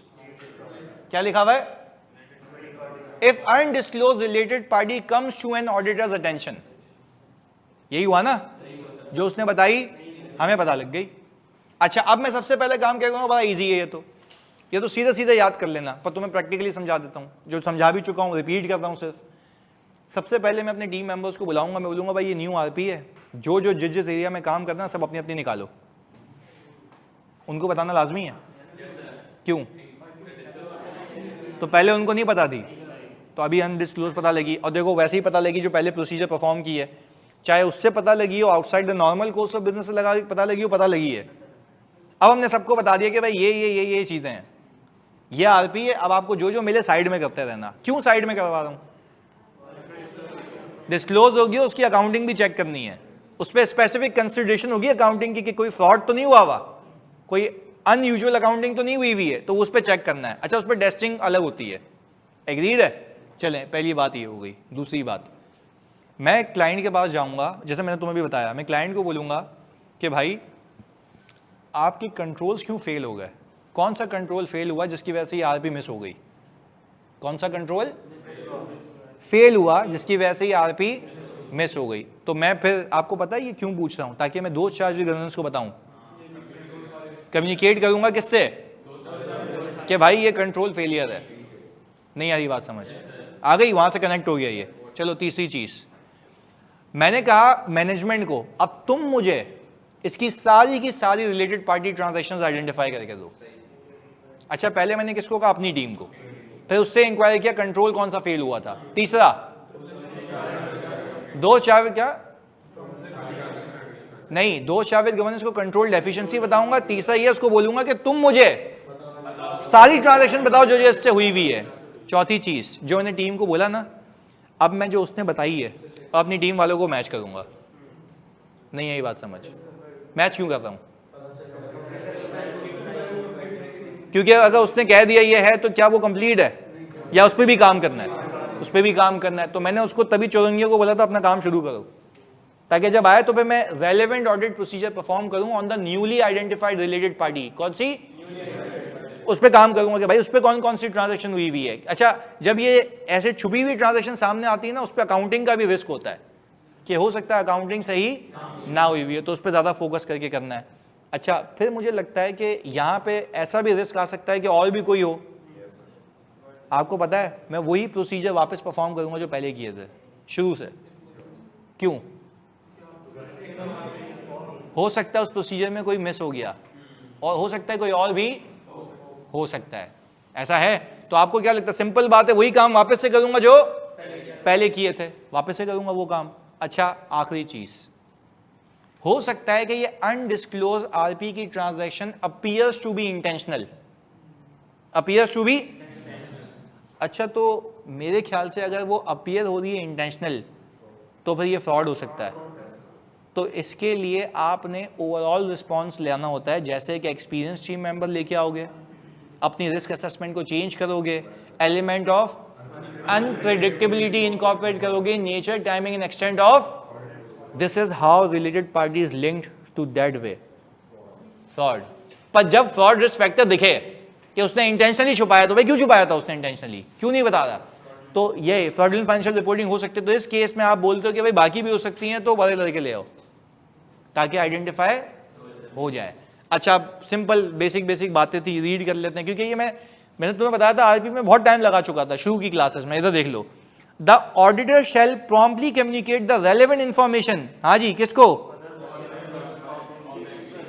Request the management to identify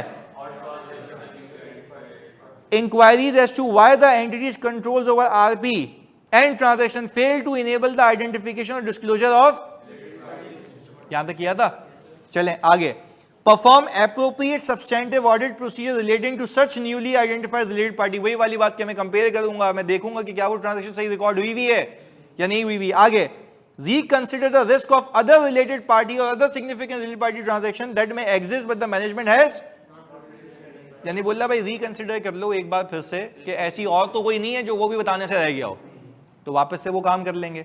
अच्छा, if the non disclosure by the management appears, evaluate the implication for audit. और देखो ब्रैकेट में क्या लिखा है, therefore indicative of risk of material misstatement due to, तो अब फ्रॉड रिस्क आ गया आपके पास, तो मेरे ख्याल से उसके ऊपर कोई एडिशनल लिखने का नहीं है, सिर्फ वहां चले जाओगे फ्रॉड के चैप्टर में और वहां के प्रोसीजर निकाल के यहां फेंक दोगे। एग्रीड है?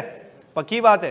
तो this is how it goes. अच्छा, अब तक जो सो फार हमने किया, अगर गिन ले वैसे, तो हमने सबसे पहले मकसद समझा रिलेटेड पार्टी का, फिर हमने ये कहा कि रिलेटेड पार्टी रिलेशनशिप और ट्रांजैक्शन आइडेंटिफाई इंक्वायरी से, इंटरनल कंट्रोल से और इंस्पेक्शन और डॉक्यूमेंट से, साथ साथ इंक्वायरी से, इंटरनल कंट्रोल्स की अंडरस्टैंडिंग से और इंस्पेक्शन ऑफ डॉक्यूमेंट से। नाम याद है कौन कौन से डॉक्यूमेंट्स हैं? नहीं तो याद कर लेना ताकि लिखने में काम आए। अच्छा, ये तो ये हो गया, ये तो ये बातें हो गई। अच्छा, फिर क्या कोई unusual transaction outside the normal course of business हो सकती है जो कि सजेस्ट कर रही होगी कि क्या मौजूद है? वेरी गुड, रिलेटेड पार्टी, जो कि उसने मुझे बताई। अच्छा, इसको हाँ या ना में तस्लीम करने के लिए क्या करेंगे? बिजनेस रैशनल देखेंगे, बिजनेस इंक्वायरी करेंगे कि इसके पीछे बिजनेस रैशनल, बिजनेस सेंस क्या था, और फिर पूछेंगे क्या इसके अंदर आरपी तो नहीं है। अच्छा, उसके रिस्पॉन्सेस दो तरफ जाएंगे, या तो जेन्युइन होगा या नॉन जेन्युइन होगा। अगर जेन्युइन होगा तो मतलब सही है, नॉन जेन्युइन होगा तो वो सजेस्ट कर रहा होगा रिस्क ऑफ, और फिर वो खुद ही बकवास कर लेगा, फिर वो खुद ही बकवास कर लेगा। एग्रीड है? अच्छा, जब उसने बता दिया आपको कि भाई ये रिलेटेड पार्टी है, सेंस नहीं बनना, तो पकड़ा गया जैसे हमने बताया। अच्छा, फिर हमारी कहानी यहां से दूसरी शुरू हो जाएगी कि ये पकड़ी गई है वो आरपी जो कि पहले बताई, तो इस केस में बाकी चोरंगियों को बुलाएंगे, बोलेंगे भाई ये आरपी काम शुरू करो इस पे। फिर मैनेजमेंट के पास जाऊंगा, क्या बोलूंगा? भाई क्यों कंट्रोल कौन सा फेल हुआ था जरा बताओ। बोलेगा क्यों कंट्रोल जानना है? बोला बस ऐसे ही हमें जानना है। किसको बताने के लिए? बोलेगा थैंक यू सो मच, ये भी काम हो गया, कंट्रोल फेलियर सीधा सीधा दिख गया। सही है। दूसरी चीज हम बोलेंगे सारी ट्रांजैक्शन आइडेंटिफाई करके दो, तो इसी आइडेंटिफाइड आरपी के ऊपर क्या करूंगा? काम करूंगा, कंपेयर करूंगा कि भाई क्या सही बताया। अच्छा, तो इसके आगे एक और चीज भी तो है ना, मैं रिकंसिडर करूंगा रिस्क ये वाला कि हो सकता है बाकी भी मुझे आइडेंटिफाई, तो उसके लिए वही पुराने वाले प्रोसीजर वापस से देख लोगे एक बार। अच्छा, अगर वो जो नॉन डिस्क्लोजर है, नॉन डिस्क्लोजर अगर अपीयर होता है इंटेंशनल, तो फ्रॉड रिस्क फैक्टर की अलामत है।